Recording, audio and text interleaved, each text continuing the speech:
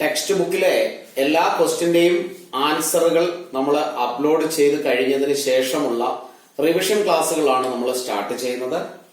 Revision ക്ലാസ്സുകൾ start ചെയ്യുമ്പോൾ പ്രത്യേകം ശ്രദ്ധിക്കേണ്ട കുറച്ച് കാര്യങ്ങളെ കുറിച്ച് പറഞ്ഞതിന് ശേഷം ക്വസ്റ്റ്യൻസിലേക്ക് നമുക്ക് പോകാം.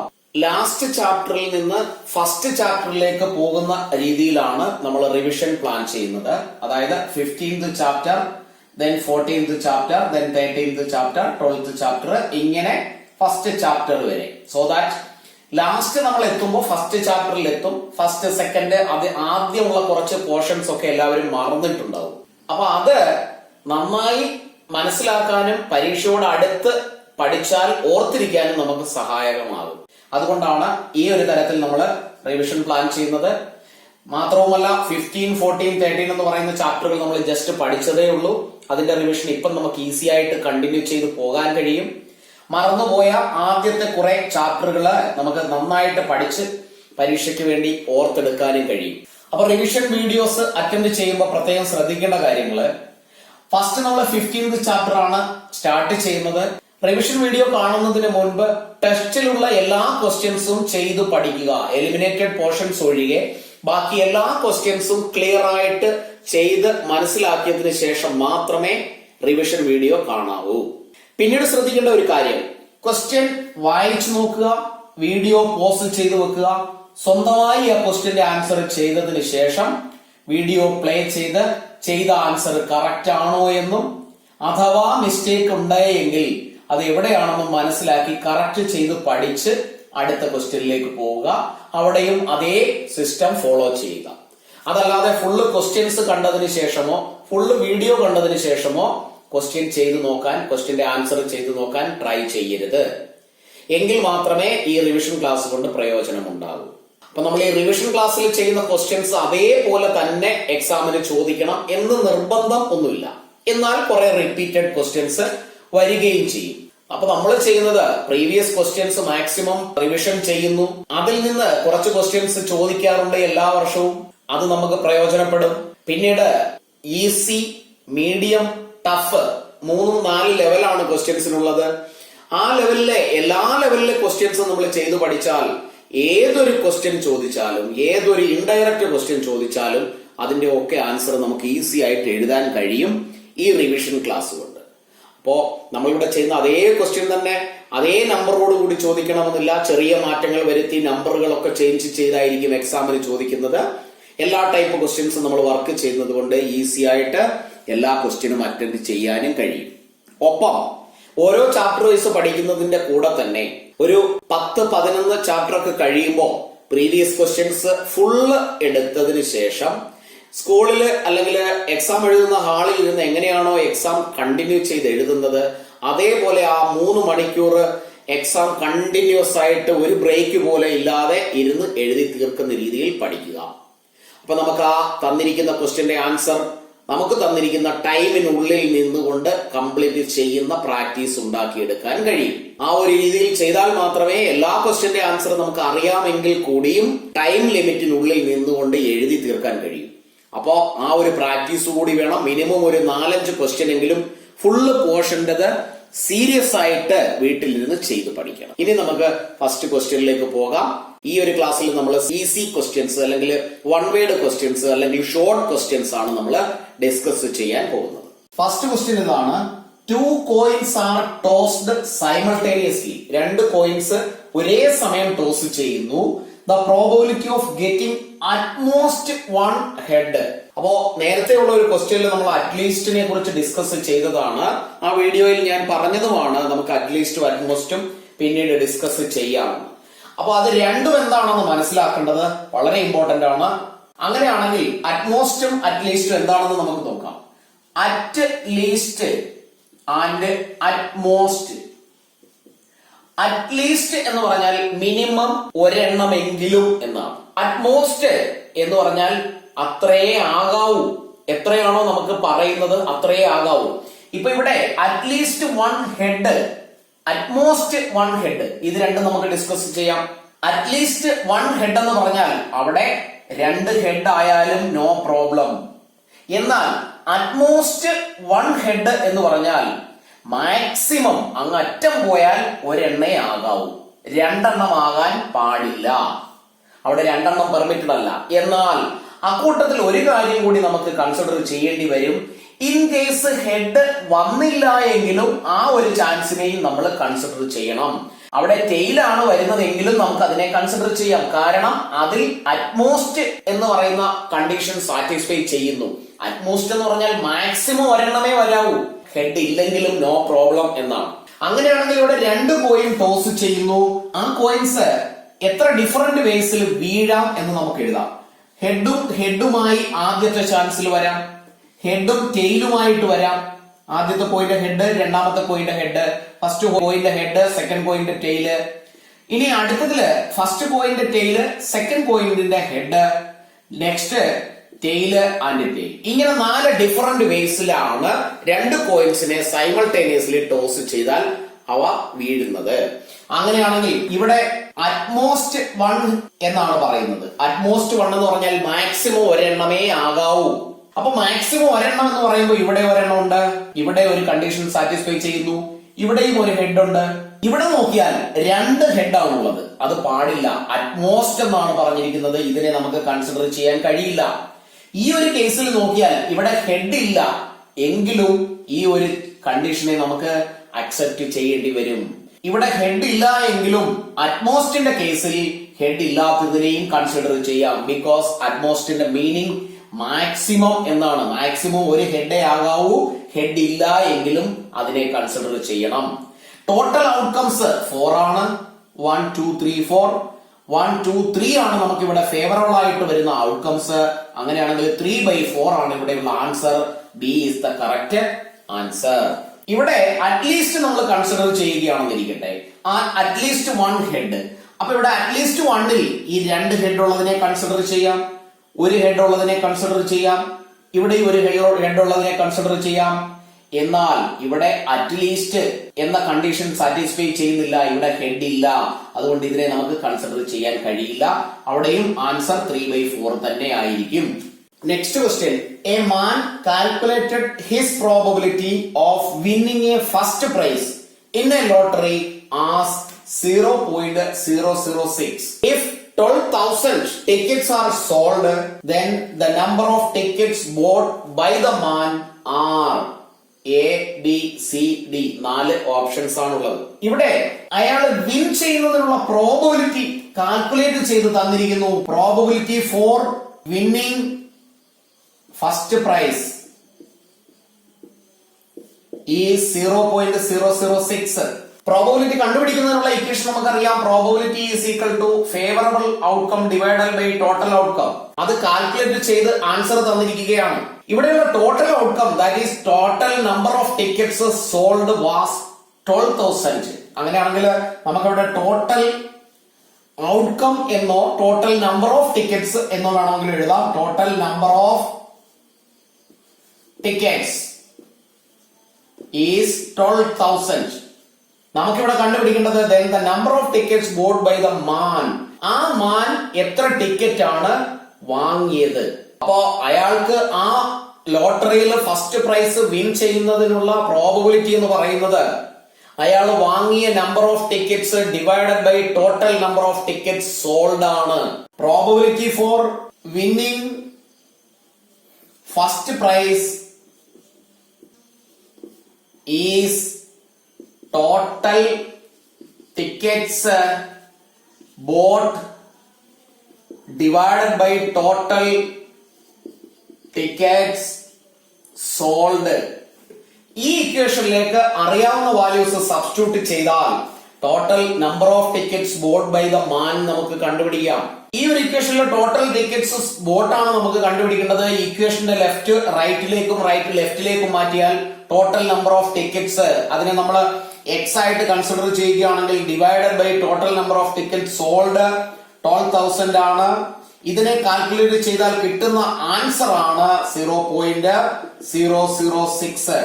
ഡിനോമിനേറ്റർ 1 ആയി കൺസിഡർ ചെയ്യുന്നു. 1ഉം എക്സും കൂടി മൾട്ടിപ്ലൈ ചെയ്താൽ നമുക്ക് എക്സ് എന്ന ആൻസർ കിട്ടും, which is equal to 12,000 into 0.006. 12,000 into 0.006. രണ്ടും കൂടി മൾട്ടിപ്ലൈ ചെയ്താൽ 12 into 6 which is 72 ആണ്. 1 2 3 zeros.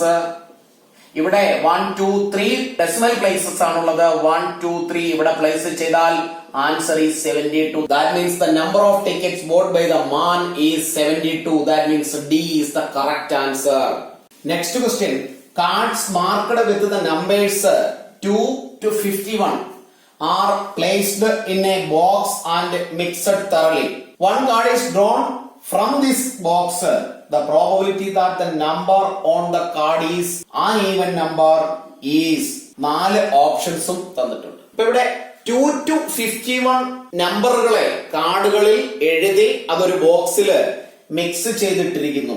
അതിൽ നിന്ന് റാൻഡംലി ആണ് ഒരു കാർഡ് സെലക്ട് ചെയ്യുന്നതെങ്കിൽ ആ കാർഡിൽ വരുന്ന നമ്പർ ഈവൻ നമ്പർ ആകാനുള്ള പ്രോബബിലിറ്റി എത്രയാണ്? അപ്പൊ ഇവിടെയുള്ള ടോട്ടൽ ഔട്ട്കം നമുക്കൊന്ന് കണ്ടുപിടിക്കാം. ടോട്ടൽ ഔട്ട്കം ഈസ്, അത് കണ്ടുപിടിക്കുന്നതിനുള്ള മാർഗം കണ്ടിന്യൂസ് നമ്പർ ആണ് 2 to 51. അതിന് 51ൽ നിന്ന് 2 മൈനസ് ചെയ്യുക. ആ മൈനസ് ചെയ്ത് കിട്ടുന്നതിന്റെ കൂടെ ഒന്ന് കൂടി ആഡ് ചെയ്യുക. That means 49 plus 1 which is 50. Total outcome 50 ആണ്. ബിക്കോസ് നമ്മളിപ്പോ 1 to 9 നമ്പറുകൾ കൺസിഡർ ചെയ്യുകയാണെങ്കിൽ അവിടെയുള്ള ടോട്ടൽ ഔട്ട്കം 9 തന്നെയാണ്. എന്നാൽ 2 to 9 ആണ് നമ്മൾ കൺസിഡർ ചെയ്യുന്നതെങ്കിൽ നോർമലി എല്ലാവരും കാൽക്കുലേറ്റ് ചെയ്യുന്നത് 9ൽ നിന്ന് 2 മൈനസ് ചെയ്താൽ 7 എന്ന് എഴുതി വെക്കും. എന്നാൽ അങ്ങനെയല്ല. ഇവിടെ 2 3 4 5 6 7 8 9 1 2 3 4 5 6 7 8 നമ്പേഴ്സ് ആണ് അവിടെ ഉള്ളത്. ബിക്കോസ് ഇൻക്ലൂഡിംഗ് 2 and 9 ആണ് ടോട്ടൽ നമ്പർ നമ്മൾ കാൽക്കുലേറ്റ് ചെയ്യേണ്ടത്. അതുകൊണ്ട് 9ൽ നിന്ന് 2 മൈനസ് ചെയ്ത് അതിന്റെ കൂടെ ഒരു 1 കൂടി ആഡ് ചെയ്താൽ കിട്ടുന്ന 8 ആയിരിക്കും അവിടെയുള്ള ടോട്ടൽ ഔട്ട്കം. അപ്പോ ഇവിടെയുള്ള ടോട്ടൽ ഔട്ട്കം കണ്ടുപിടിക്കാൻ ലാസ്റ്റ് നമ്പർ 51, അതിൽ നിന്ന് 2 മൈനസ് ചെയ്യുന്നു, അതിന്റെ കൂടെ 1 കൂടി ആഡ് ചെയ്താൽ കിട്ടുന്ന 50 ആണ് ഇവിടെയുള്ള ടോട്ടൽ ഔട്ട്കം. ഇതിനുള്ള ഫേവറബിൾ ഔട്ട്കം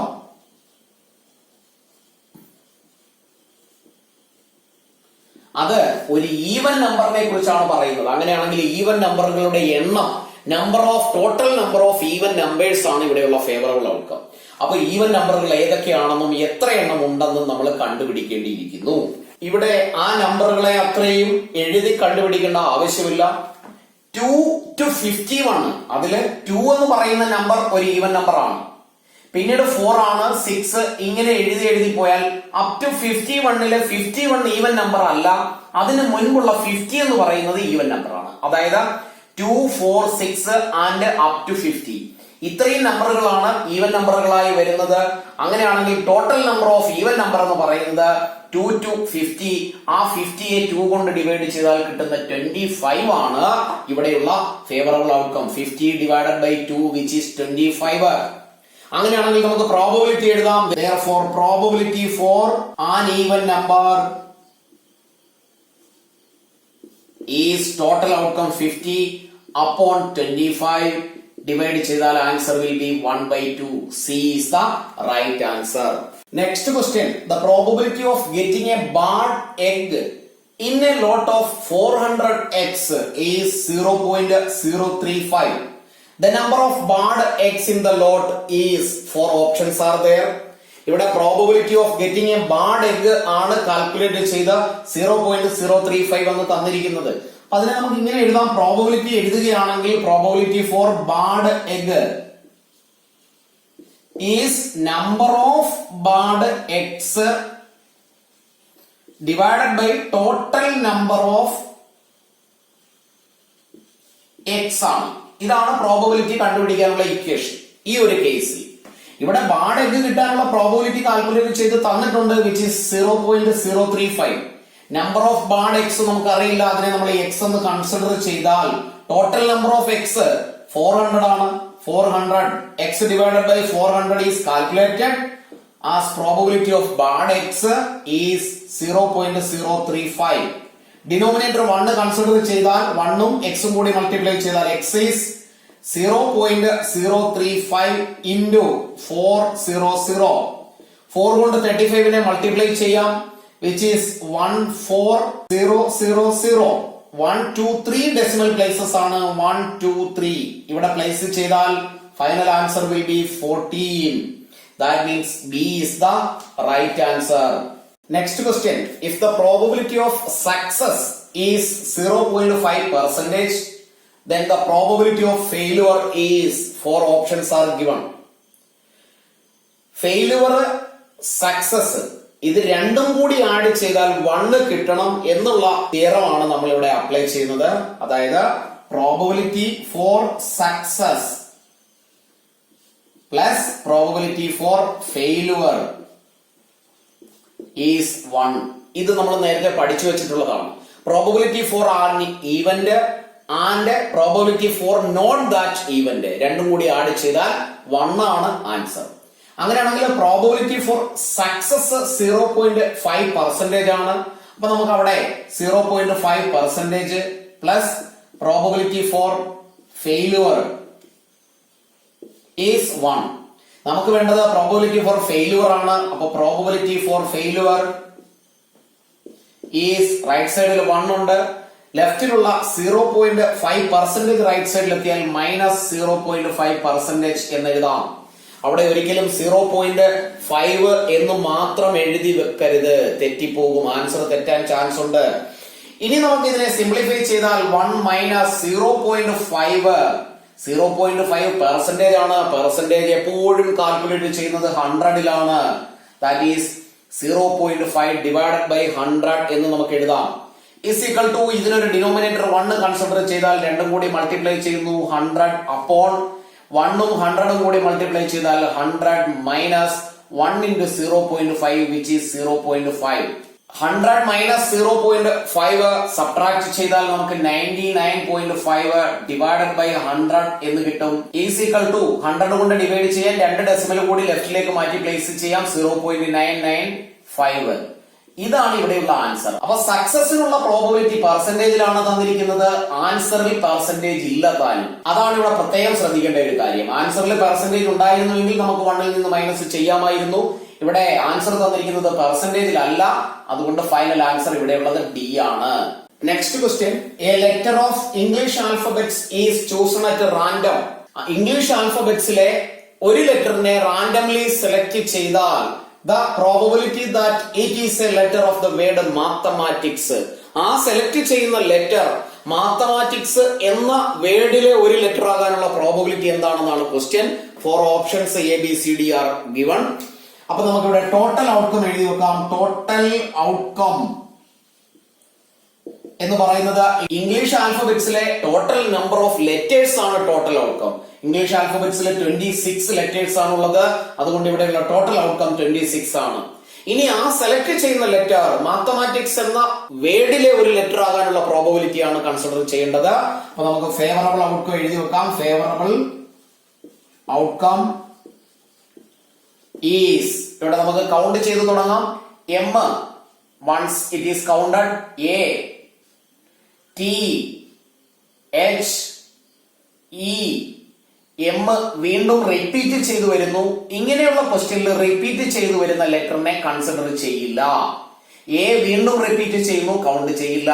ടി വീണ്ടും റിപ്പീറ്റ് ചെയ്യുന്നു, ആൾറെഡി നമ്മൾ അതിനെ കൗണ്ട് ചെയ്തതാണ്. ടി റിപ്പീറ്റ് ചെയ്യുന്നു. അടുത്ത വരുന്നത് ഐ ആണ്, first time. C first time. S first time. ഇവിടെ കൗണ്ട് ചെയ്ത് നോക്കിയാൽ 1 2 3 4 5 6 7 8 ആണ്. അതായത് നമുക്കുള്ള ഫേവറബിൾ ഔട്ട്കം 8 ആണ്. അപ്പോ ഇങ്ങനെയുള്ള ക്വസ്റ്റ്യനിൽ റിപ്പീറ്റ് ചെയ്തു വരുന്ന ലെറ്ററിനെ കൗണ്ട് ചെയ്യാൻ പാടില്ല.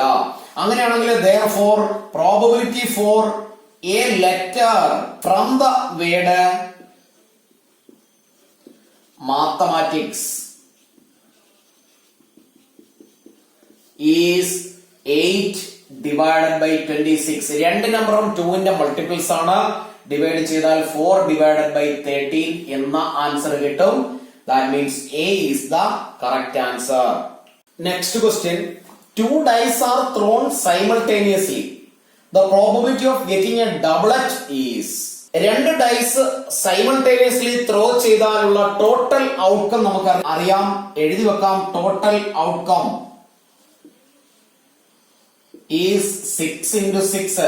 Because ഒരു ഡൈക്ക് 6 ഫേസസ് ആണുള്ളത്. 1 to 6 നമ്പേഴ്സ് ആർ റിട്ടൺ. അടുത്ത ഡൈ സെക്കൻഡ് ഡൈക്കും അതേപോലെ തന്നെ 1 to 6 നമ്പേഴ്സ് ആണുള്ളത്. അങ്ങനെയാണെങ്കിൽ ടോട്ടൽ ഔട്ട്കം ഈസ് 36. ഇനി നമ്മൾ ആ ഔട്ട്കംസ് എഴുതിയാൽ 1-1, 1-2, 1-3 ഈ ഒരു തരത്തിലാണ് 36 ഔട്ട്കംസും എഴുതുന്നത്. ആ എഴുതുമ്പോ 1-1, 2-2, 3-3, 4-4, 5-5, 6-6 ഇങ്ങനെ വരുന്ന നമ്പറുകളെയാണ് ഡബിളറ്റ് എന്ന് പറയുന്നത്. അതായത് സെയിം നമ്പറായി വരിക. അവിടെയുള്ള ഡബിളറ്റിന്റെ നമ്പർ എത്രയാണെന്ന് നമുക്ക് നോക്കാം. 1, 2, 3, 4, 5, 6. അപ്പൊ നമുക്ക് ഫേവറബിൾ ഔട്ട്കം എഴുതി വെക്കാം. Favourable outcome is 6. Therefore, probability for a doublet is 6/36, which is 1/6. That means D is the correct answer. Next question. Which one of the following cannot be the probability of an event? തന്നിരിക്കുന്ന 4 ഓപ്ഷനില് ഒരു probability ആയി വരാൻ chance ഇല്ലാത്ത option ഏതാണ്, answer ഏതാണെന്നാണ് question. അപ്പൊ പെട്ടെന്ന് ഒറ്റ നോട്ടത്തിൽ നമ്മൾ 6% എന്ന ആൻസർ ടിക്ക് ചെയ്യാൻ പാടില്ല. ബിക്കോസ് 6% എന്ന് പറഞ്ഞാൽ 6/100 എന്നാണ്. ഇതിനെ നമ്മുടെ ഡെസിമലിൽ എഴുതിയാൽ 0.06 എന്ന് കിട്ടും. അപ്പൊ അതുകൊണ്ട് അതല്ല അവിടെയുള്ള ആൻസർ. പ്രോബബിലിറ്റി പഠിക്കുമ്പോ നമ്മൾ ഫസ്റ്റ് ഫില്ലിംഗ് ദ ബ്ലാങ്ക്സിലും ട്രൂ ഓർ ഫാൾസിലും ഒക്കെ ചെയ്തതാണ്. പ്രോബബിലിറ്റിക്കുള്ള ചാൻസ് എന്ന് പറയുന്നത് 0 to 1 ആണ്. 1ന് ശേഷം വരുന്നത് പ്രോബബിലിറ്റിയിൽ കൗണ്ട് ചെയ്യാറില്ല. 0ക്ക് മുൻപ് വരുന്ന നെഗറ്റീവ് നമ്പറിനെയും നമ്മൾ പ്രോബബിലിറ്റിയായി കൗണ്ട് ചെയ്യാറില്ല. അങ്ങനെയാണെങ്കിൽ മോർ ദാൻ 1 എന്ന് പറഞ്ഞു വരുന്ന ഒരേ ഒരു ഓപ്ഷനേ ഉള്ളൂ ഇവിടെ, ബി. റീസൺ ഇവിടെ എഴുതി വെക്കേണ്ട ആവശ്യമില്ല.